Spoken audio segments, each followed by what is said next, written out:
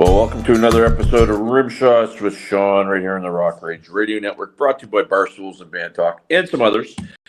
I'm here with, it's that time again, Curtain Call Corner, the Bulldog, Josh Pineo. How are you, sir? Not too bad, man. Good, good. And you reside where? I always like to ask that question right out of the gate. I'm in Sterling, Massachusetts. So, been talking with a lot of folks on the East Coast that work with Curtain Call. Sterling, and I guess geographically, where is that located?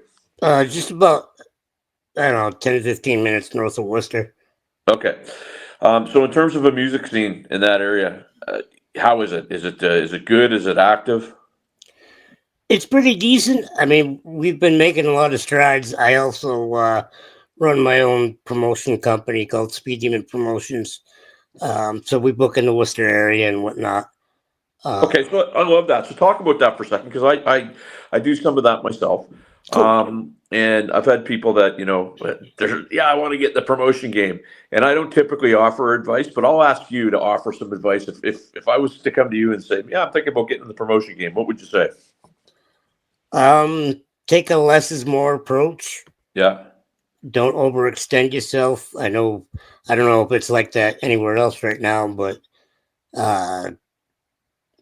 Massachusetts and New England in particular, there's a lot of promoters and a lot of shows, and we're trying to find a way to come together and work with each other instead of competing.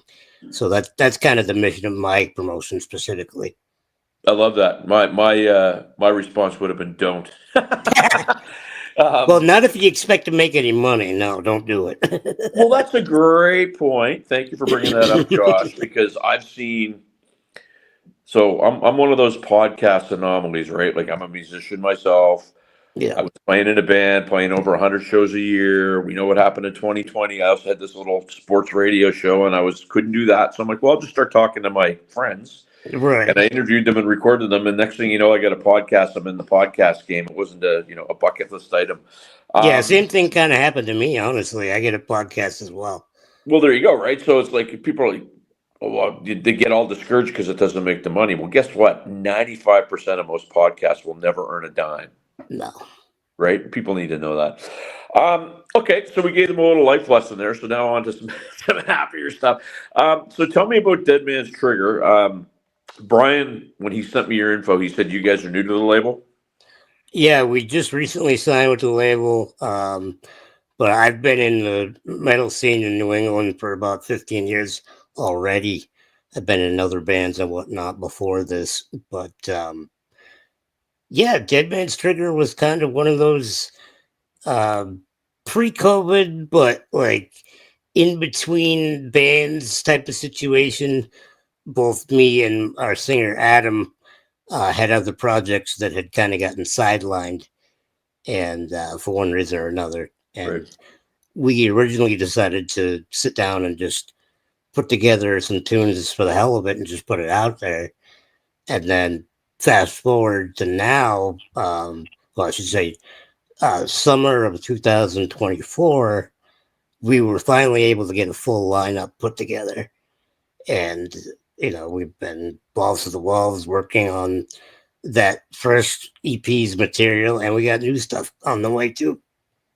Well, I mean, and that's great. And a lot of the curtain call artists that I've talked to, they're either and I don't mean politically left or right, but either they're on the left side where their studio projects that haven't really got out and played yet, or they're the right where they're playing a lot and doing recording and whatnot. Or where do you guys fall?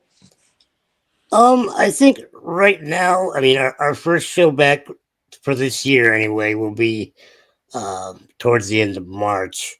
So, I'd say we're pretty much close to the middle for the most part. But once that first show gets done, then it's off to the races. We're going balls out. I asked you about what your scene was like, because in my circle, some stuff that seems to be coming up lately is how hard it is to get gigs, what venues are like. And, I'm to the point now where I personally think the best way to do it in a lot of cases is to take the venue yourself, do your own thing, sell the tickets. If it's good, great. if there's a loss, you take it. But I really think that that's the way things are going. I'd love to get your 2 cents on that. Yeah, I mean, when I first came into the New England scene, I'd say somewhere around 2008 or 9, it was kind of a grassroots thing. Like you said, people putting on their own shows and nobody really had an organization to it. One of my first local shows was at a VFW. And now that things have gone on and we've dealt with COVID and all that, we've seen a lot of the mainstay home bases for venues for us, especially in Massachusetts, closed down. Yeah. And we've had to come full circle. So now we're back to renting VFWs in between the few clubs that are still open, Worcester specifically. I used to do a circuit of Worcester venues, you know, every other month. And, now you're lucky if you got 2 clubs that'll book you because they're so focused on cover bands. Yeah, it's interesting because I'm up here in Halifax, Nova Scotia, and there's some great talent, but unfortunately, there's only a couple places that great talent can play original material, and they have a little bit of a hard time there. And then the cover thing is just we've turned into I hate to say it, but we're a for lack of a better term, one big coffee house because they're not full bands, they're singles or duos, and so it's really. To me, I have friends that do. It's more work than it is actual passion and joy. Something's got to give, something's got to change, and I've got some ideas, and maybe you and I can chat at some point. But yeah, I'd love to. without lamenting too much on that, I always hate to ask this question, but I do, and I simply do because when I'm trying to, introduce my audience to, the curtain call guys and girls and whatever, it's a good starting point. So, Dead Man's Trigger, if you were to give me a comparable of who you guys might be to, a band in the marketplace or bands, who might that be? I think realistically, there's a lot of elements from pretty much all of the subgenres you can think of as far as metal goes.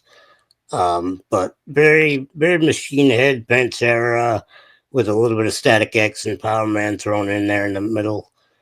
I was fortunate enough to play with both those bands actually. Nice. Yeah, so a lot of my influences, guitar wise, now that we have a full lineup, obviously, Brendan's relatively new to the band, and he's bringing in some of his flavor too.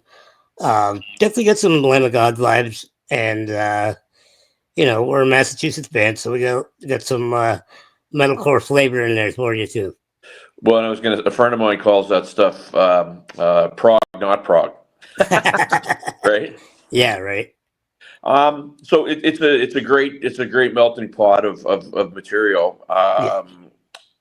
When you guys play live, your shows got to be pretty energetic. Your audiences have to be pretty, like old school mosh pit and active. And is that pretty much what you would expect to see at a Dead Man Triggered event? Yeah, I mean, it depends on the venue, obviously, but for the most part, even in the small clubs, like we've seen a circle pit or two. Yeah. So is somebody here that quite possibly might become the United States 51st state? I joke. Any bands that we're looking to get down into your area from up here in Canada? Because I know a lot of bands, and the visa situation is tough. I mean, it's expensive if you don't do it right. But Yeah. what would you tell them? I would say probably, if you're trying to get down this way and you're from Nova Scotia or whatever, plan ahead, invest a little money, tuck it aside so that you have the funds to do what you need to do. I think a lot of people kind of find themselves rushing a bit. Yeah. And plan ahead, do crowdfunding if you can. Find a friend or a family member that's willing to invest in your travels. Because honestly, that's what's come down to now. Labels don't have money to fund touring and all that, so we're all back to doing it ourselves. Yeah, and I mean, and you may or may not know, our dollar in the States is not much better than the peso. So it's like, Yeah, yeah, well, yeah. I joke, but I think last time, I don't know, we were at about 70 cents to the US dollar. So, but I like what you're saying because, the planning ahead part, I find, and I get where you're doing promotion. You'll have a flavor for this, but I'd love to get your 2 cents on something that I hear quite a bit out of bands, and that it's their job to play music. It's not their job to promote. Well, is it okay if I curse in here? Absolutely, man. We That's can handle fucking it. bullshit, is what my answer is. Okay. Bands are a business, and they forget that. Yes, it's about the music, bottom line. But if you don't act professional, you're not going to get taken seriously. Um, so you saying that greatly assists me because here's why I say that to a lot of people, and they kind of get numb to my voice. They just think that I'm trying to pick a fight or picking on Mm-hmm. somebody, and it's not that at all. I mean, I don't know. There's a couple terms that I've come to not like. The term "I'm old school." Well, that just to me indicates that you really don't want to learn, and that's just my opinion. But I don't think anybody's gonna get any form of success being old school in this new age.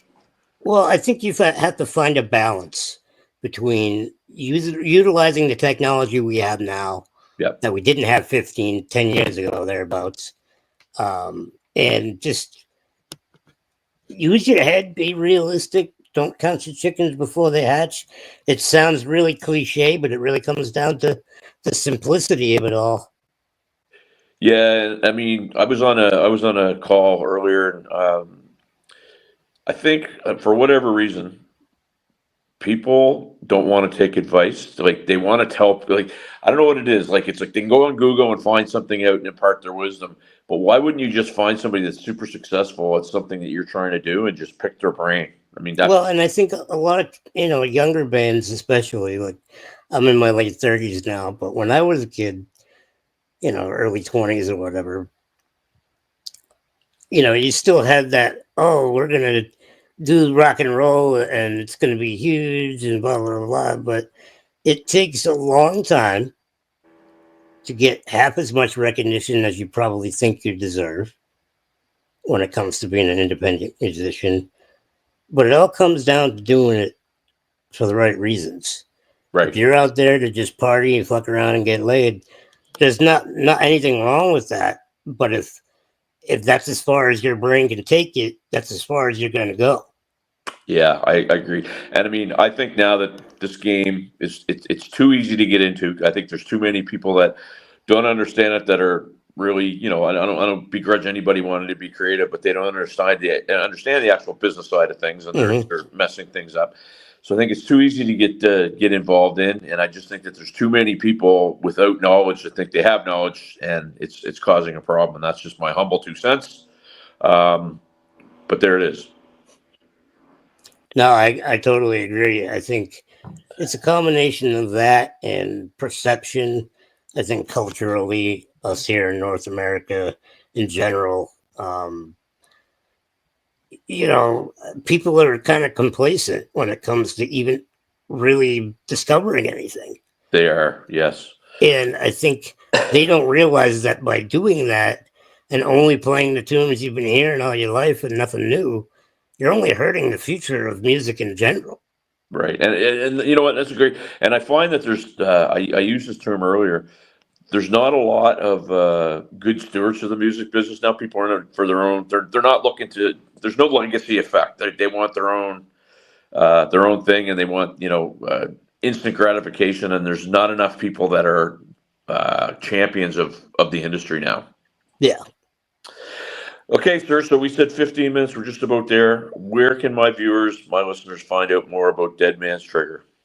I'll make sure that we post links and whatnot, but we're on all social platforms right now, aside from X/Twitter. So easiest to get a hold of me on Facebook, and I can direct you. Look up facebook.com/DMT 2013. Fantastic. And I got your info, so I'll stay in contact with you. Josh Pineo, the Bulldog. Thanks for doing this, my friend. Later, brother. We're back after this.